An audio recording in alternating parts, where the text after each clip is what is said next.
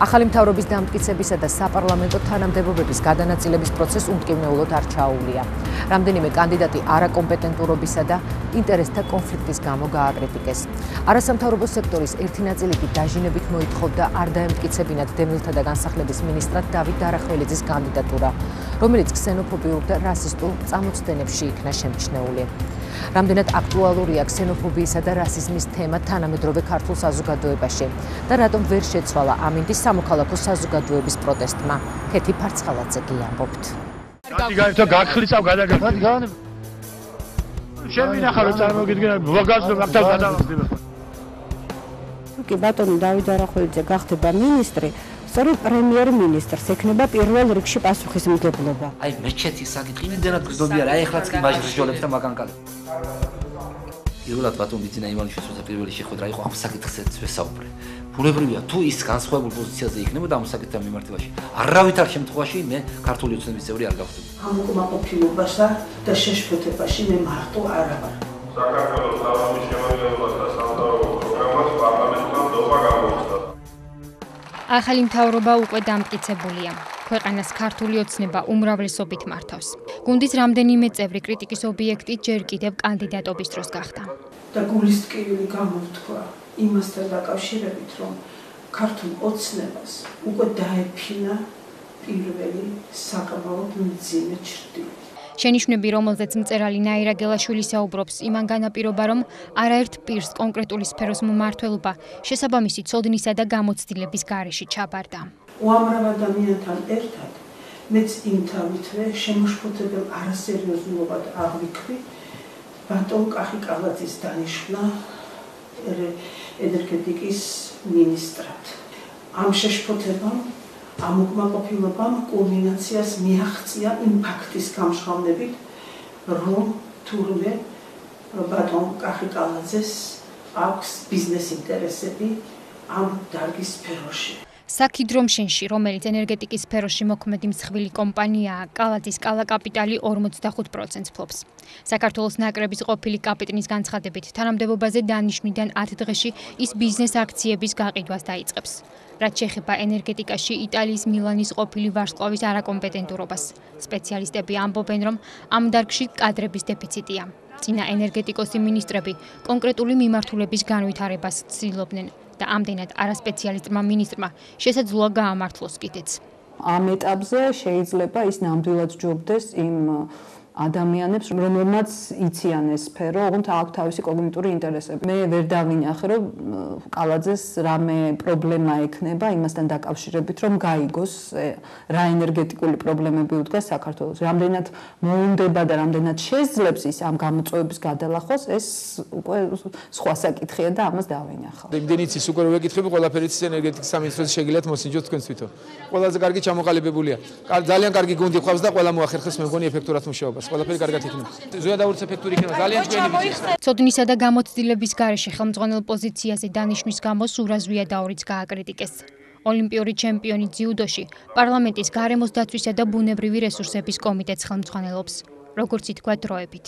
ის რომ ეუნები რომ რას გააკეთებდა პასუხობრო მე ხევსური ვარ, მე რაჭველი ვარ, მე რას თulis ეს საქართველოს გარემოს დაცვლისთვის. ეს არანაირად არ გულისხმობს იმას, რომ საშინაო დავალება, რომელიც ზვიადაურმა მიიღო, როდესაც მას უთხრეს, რომ ის დროებით ინიშნება ამ კომიტეტის თავმჯდომარედ, მან ეს შეასრულა. საშინაო დავალება იქნებოდა, რომ ის გაცნობოდა ამ სფეროში არსებულ პრობლემებს, შეექმნა ოდნავ მაინც რაღაცა თავისი აზრი და ეს აზრი მიეწოდებინა საზოგადოებისთვის. ეს იქნებოდა პასუხისმგებლიანი დამოკიდებულება მაინც საზოგადოების მიმართ. ცოტა გასაკვირი არის, როდესაც თქვათ პარტიული სიით ქართული ოცნების თქვენ ისით, რომ ერთ-ერთ ათეულში პრინციპში გადის მწვანეთა პარტიის წარმომადგენელი, ის მოადგილეთაც არ არის წარმოდგენილი თქვათ კომიტეტში. საუბარი მწვანეთა პარტიის ლიდერ გია გაჩეჩილაძეზეა. ეს პარტია კოალიციის წევრი იყო. გაჩეჩილაძე გარემოს დაცვითი კომიტეტის ამგვარი დაკომპლექტებით თავადაც გაკვირვებულია. ჩვენ მქონდა გარკვეული შეთანხმება და სადღაც ეს შეთანხმება დაირღვა. ისე რომ ბატონი ბიძინა არ ჩააყენეს საქმის ხურში. რა შეთანხმებას ეძახა? ანუ პირველი მოადგილის ესე ვთქვათ კანდიდატურა იყო ჩემი წარდგენილი. მე რა მოხდა სინამდვილეში არ ვიცი. არაკომპეტენტურობის არა, მაგრამ ჰომოფობიური და რასისტული განცხადების გამო განმარტების გაკეთება მოუხდა დავით დარახველიძესაც. წინასაარჩევნოდ მოსახლეობასთან შეხვედრისას წარმოთქმული მისი ფრაზებით არასამთავრობო სექტორი განსაკუთრებით მას შემდეგ დაინტერესდა, რაც ის მინისტრობის კანდიდატად წარადგინეს. თბილისში ნებისმიერი ზანგი მოქალაქეა, ვინც შეხვდება. ინდოელი და ჩინელი და სულ აქ მაქვს ჩემი მშობლების საფლავები.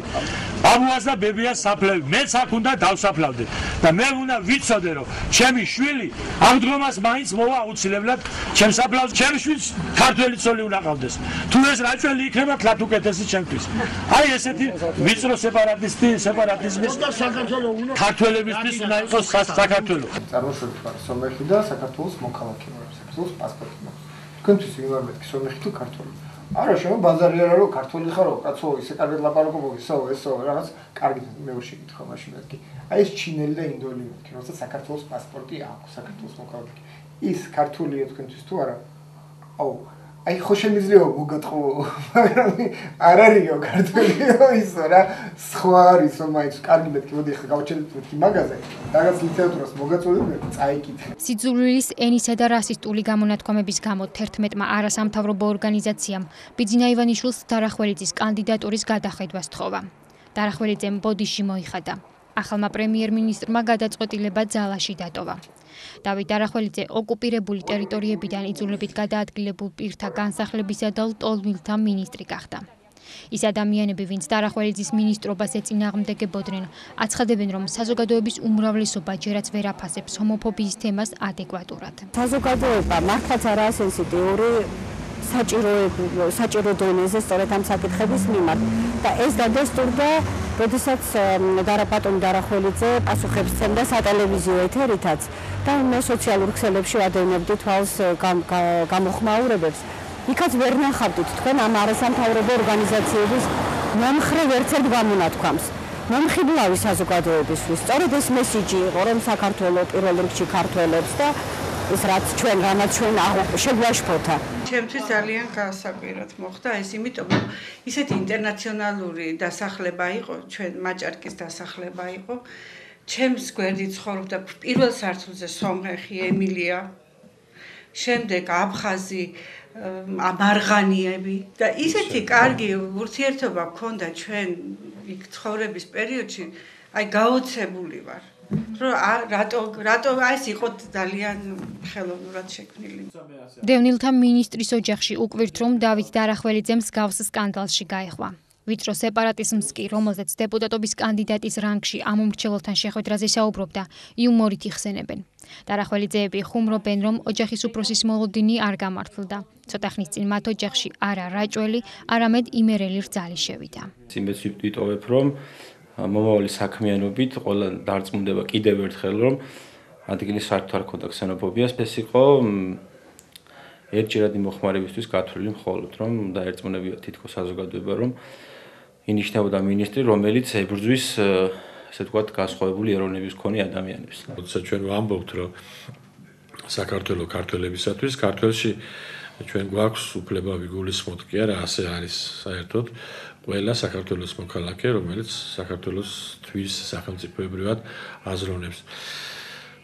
შესაბამისად, გამონათქვამი, რომ პირველესად ქართველებისთვის არ უნდა იქნეს ჩათვლილი როგორც ქსენოფობიური, თუმცა გამონათქვამი შეიძლება და უფრო კორექტულად, ემოცია გასაგებია წინასაარჩევნო კამპანია, მე ეს ჩემი ასაკიდან და ჩემი შინაგანი კონსტიტუციიდან, ასე ვთქვათ, გამომდინარე, მე ჩავთვალეთ ჩემ შეცდომად მიუხედავად ამ ყველაფრისა და გაკვეთილად. დევნილთა მინისტრი ფიქრობს, რომ ამ თანამდებობაზე მისი კანდიდატურის წარდგენის ერთ-ერთი მთავარი ფაქტორი მისი დევნილობაა და პრობლემატიკაც მისთვის ნაცნობია.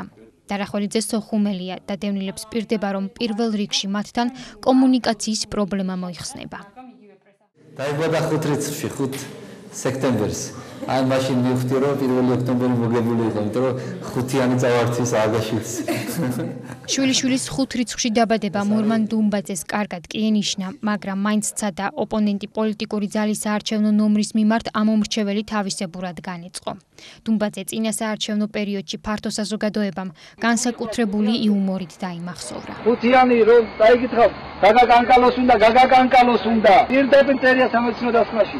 5-იანს მოხადავს მარჯვენა ხელით კიბო გაუჩნდება, თუ მარცხენა ხელით მოხადავს ინფექცია გაუჩნდება.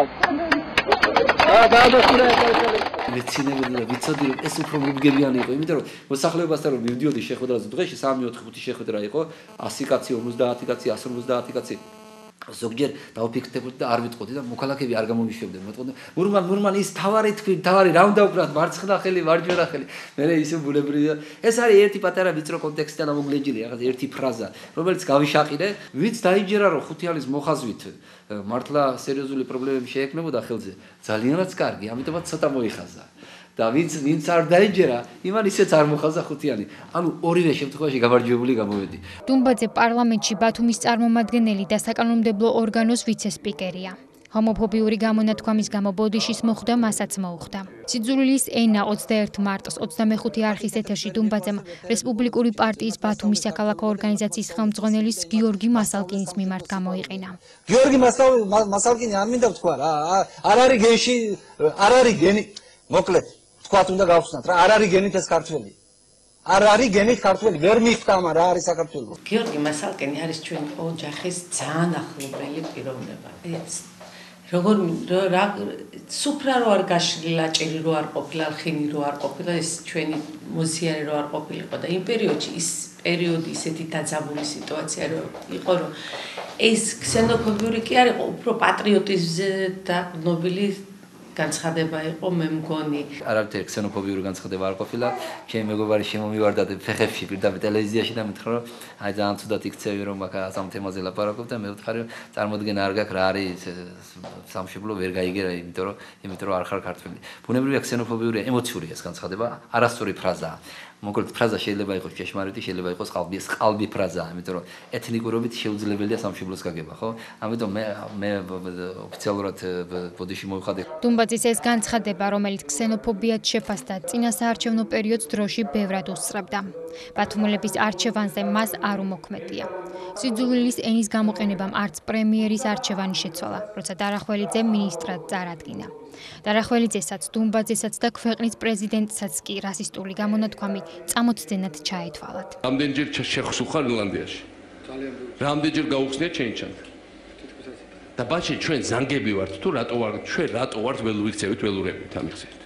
პოლიტიკურმა პარტიებმა გადაწყვიტეს რატომღაც რომ ქართველების, ქართული საზოგადოება უნდა იყოს ფაშისტი, მიდრეკილი ფაშიზმისაკენ, რომ ჩვენ ქართველებს ყველა არაქართველი, ყველა არამართლმადიდებელი, ყველა არაჰეტეროსექსუალი უნდა გძულდეს და კარგია თუ ვეწევით იმის პროპაგანდას, რომ ყველა გაცხოვებული მოვსპოთ, გავანადგუროთ, მათი უფლებები აღვლაგმოთ, გამდევნოთ საქართველოსთან და ასე შემდეგ. ეს არის ქართველი პოლიტიკოსების პათოლოგიური მსოფლმხედველობის, პათოლოგიური ფსიქიკის შედეგი. და მე ვფიქრობ, რომ საზოგადოება უნდა იყოს გარკვეული, სამოქალაქო საზოგადოება თუ კერძო ადამიანები, ინდივიდები უნდა ვიყოთ კედელი იმისა, რომ თავი დავიცვათ ქართველი პოლიტიკოსებისაგან. ბოლო წლებში ჩინოვნიკთა მიერ გაკეთებულ ამ ტიპის განცხადებებს ძირითადად არასამთავრობო სექტორი აპროტესტებდა. არასამთავრობოების პროტესტი საკმარისი არც ამჯერად აღმოჩნდა. ისინი უმცირესობაში არიან და საზოგადოებრივ აზრს ვერ ქმნიან. რჩებათ შთაბეჭდილება, რომ ეროვნულით, ქართულით მანიპულირება ჯერაც მომგებიანია.